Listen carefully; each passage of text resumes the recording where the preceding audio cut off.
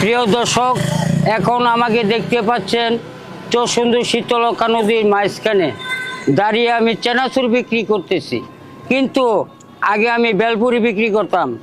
যে কোনো কারণবশতে আমি বেলপুরি আনতে পারলাম না, আমি দুঃখিত। আর আমার নাম হচ্ছে পরি। বেচতাম আগে বেলপুরি। ব্রিজের মাঝখানে আসা দেখি পুরুষের চেয়ে বেশি বেশি নারী। মামা আমার একখান দেন বেলপুরি, মামা আমার একখান দেন বেলপুরি, আমাকে দেন চেনাচুর, আপনার চেনাচুর সেই স্বাদ লাগে মামা। এই চেনাচুর আপনার হাতে কি জাদু আছে মামা? আপনার চেনাচুর খেয়ে আমার খুব সুস্বাদ লাগে। সেই জন্যে বারবার আমি গাজীপুর থেকে আসি, ভৈরব থেকে আসি, কিশোরগঞ্জ থেকে আসি।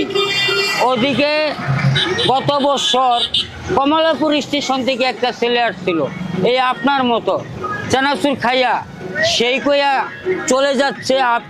তারপরে বললাম, ভাইয়া আপনার বাড়ি কোন জায়গায়? আমি কমলাপুর স্টেশন থেকে আসছি।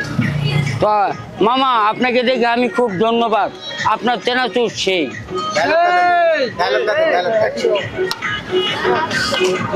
দুর্বল মন চিরকালই সংকীর্ণ, তারা কখনো নির্ভর করতে পারে না। তার অর্থ হলো সরিষার দানার মতো যাদের ছোট্ট মন, তাকে সংকীর্ণ বলা হয়। আর যতক্ষণ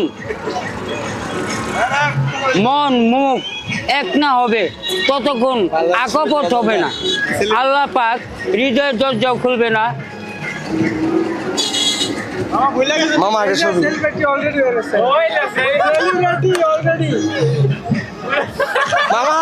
পারফেক্ট।